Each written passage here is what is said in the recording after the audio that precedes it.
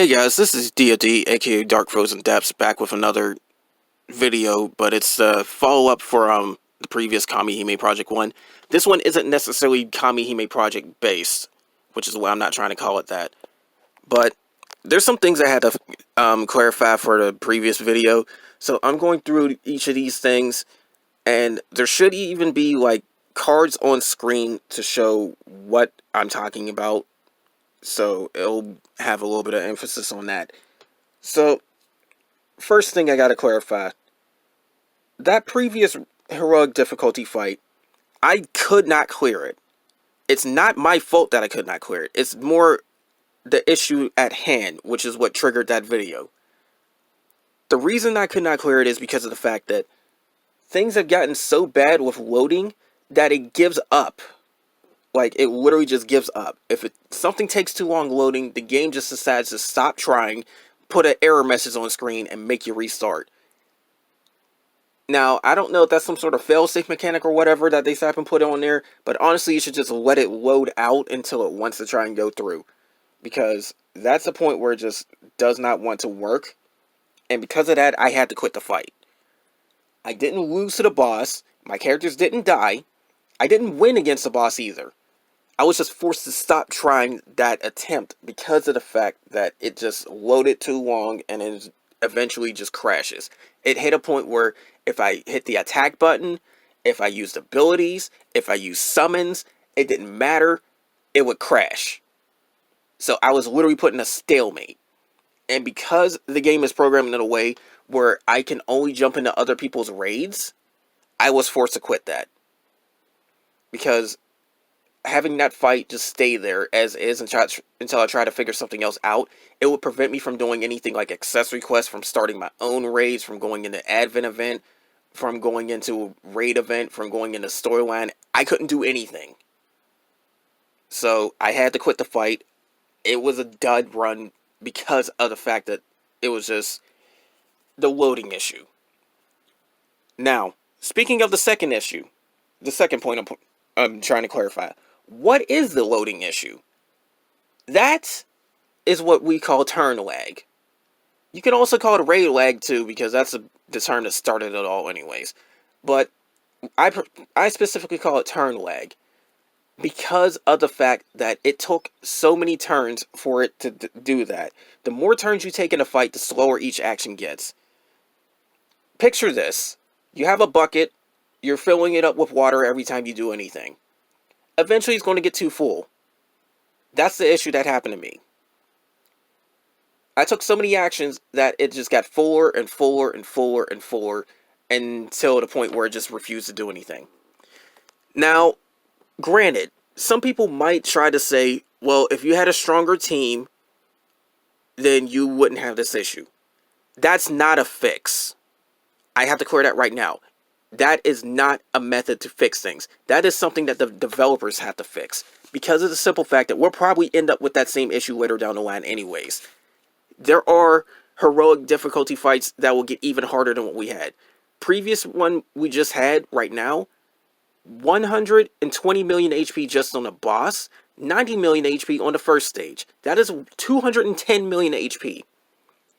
Later on, these fights will get to have 400 million HP.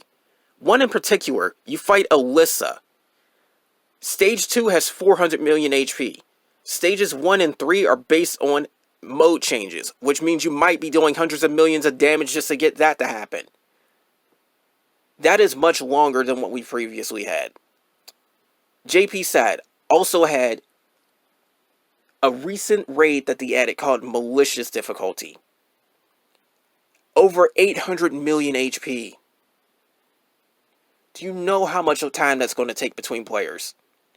Of course, the whales will blow through it because they spent so much money on the game and bought all this overpowered crap they can kill it in like 3 minutes.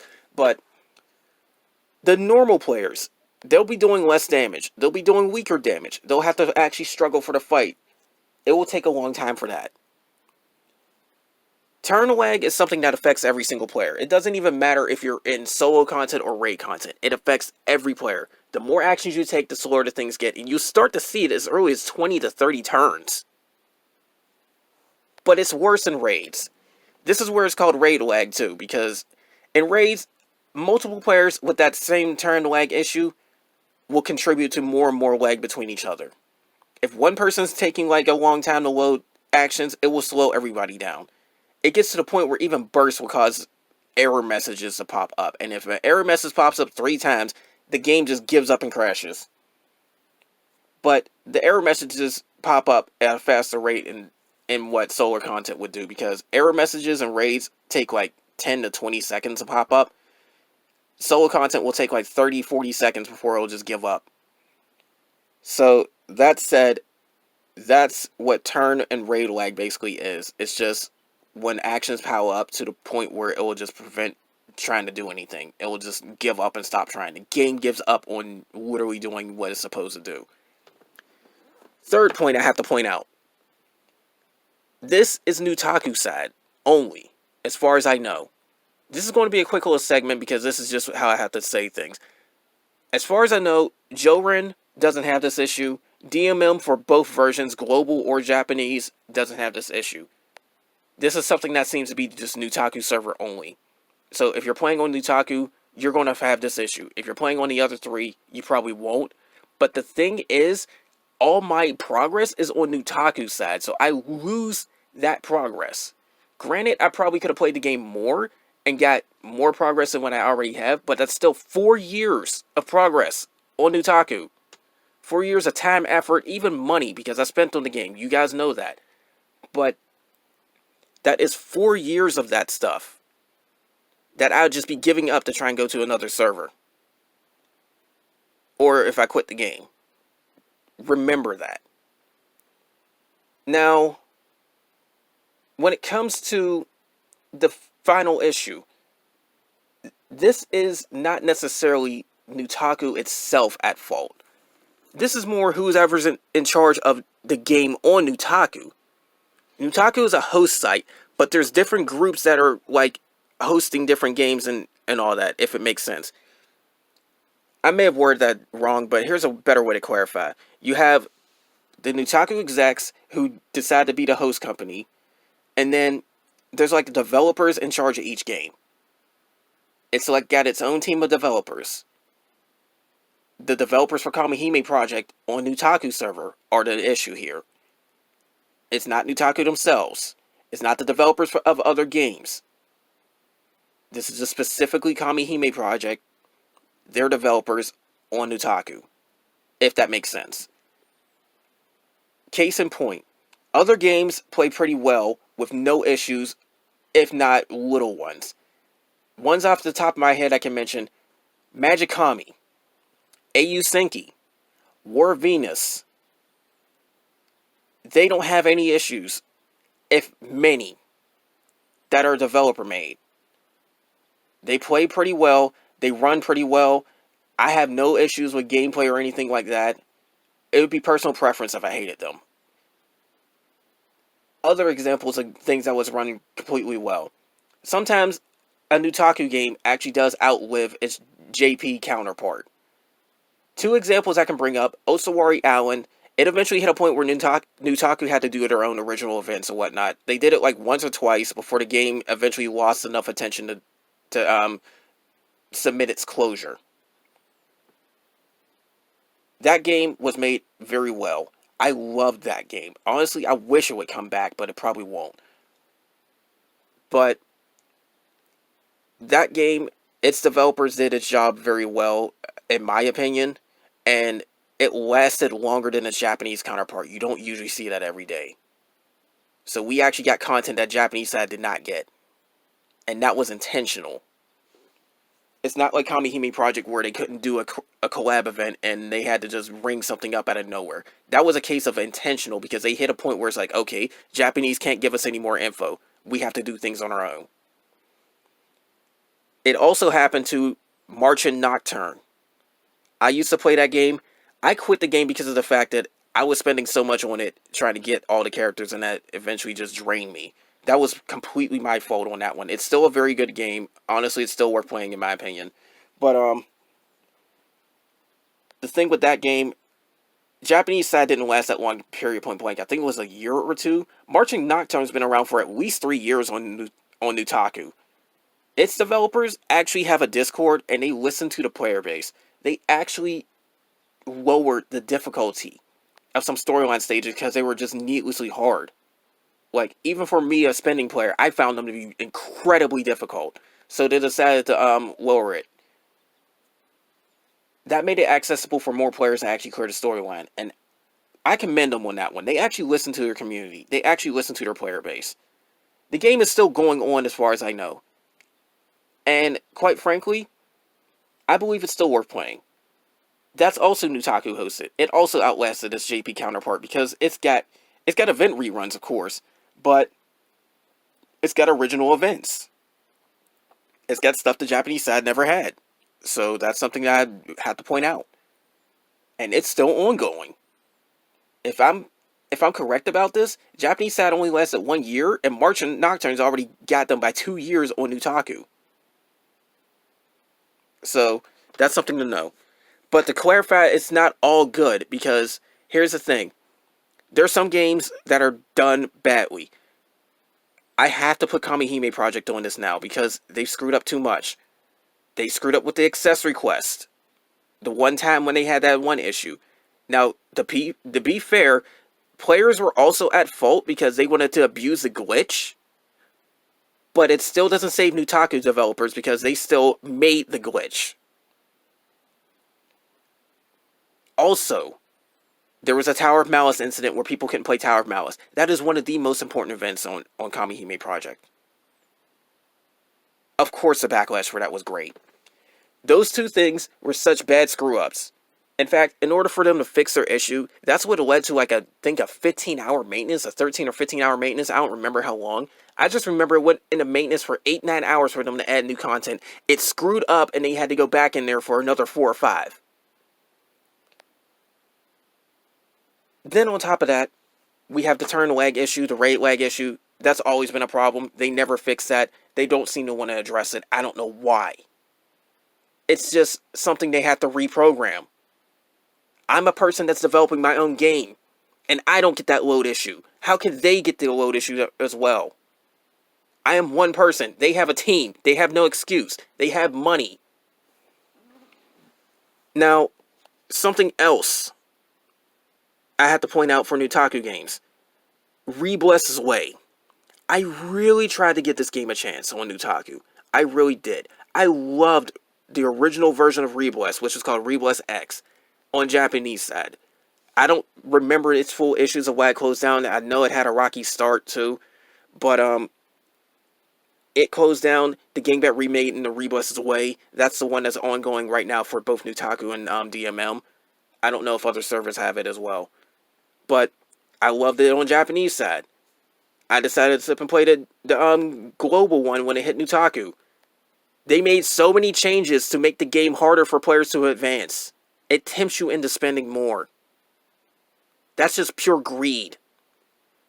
Now, granted, we have a Golden Week collab that's going on right now between 6 different games. They actually give the best reward for that. It is a free LR character.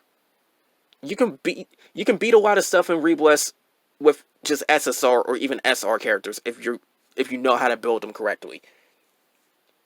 But they give you an LR character for the collab event. Compared to the other 5 prizes, that's the best one.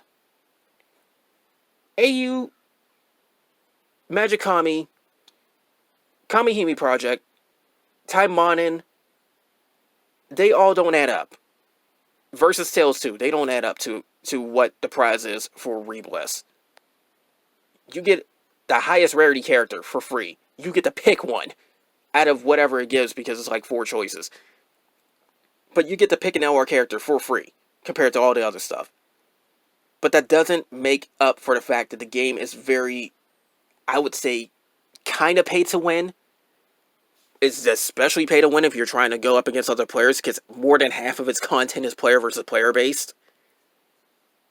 So it really tempts you into spending. It's not really a game that's geared towards free players. I honestly have to say that. It is so horrendously geared against free players. It's not worth a free player to play on. Another game that I have issues with. It's not the game itself, it's how the developers are handling things. Project QT. I've played that game. I honestly loved that game. Why did I quit? Because they're not doing anything against hackers. You can Google how to hack Project QT. They're not doing a thing about it. So that in its own right is an issue. And that is why I choose not to play Project QT. So that's more the developers on Nutaku compared to, like, each game has its own developers and whatnot, and that's the issue with that one. It's like the developers of the specific game, not Nutaku themselves. A neutral case would be Flower Night Girl, because they had no issues with running the game and whatnot. It was going pretty smoothly, but then suddenly, I guess they didn't get as much income or whatever, but they had to lay off some of their employees or get rid of them. I don't know the full details. All I know is they lost some devs. They announced this to their player base, and then the players were left with a choice to sit and get either slow content updates or just give up on that and go somewhere else. Well, it ended up being one of two things that players more or less did. They either went to the Japanese side, started playing that, or they're like me and they decided to just quit the game. And eventually, they just left that game once a standstill, because it was like that for like a year and a half or so before the death of Flash practically caused that game to shut down, because of course Nutaku side wasn't going to update it for a game that was dying.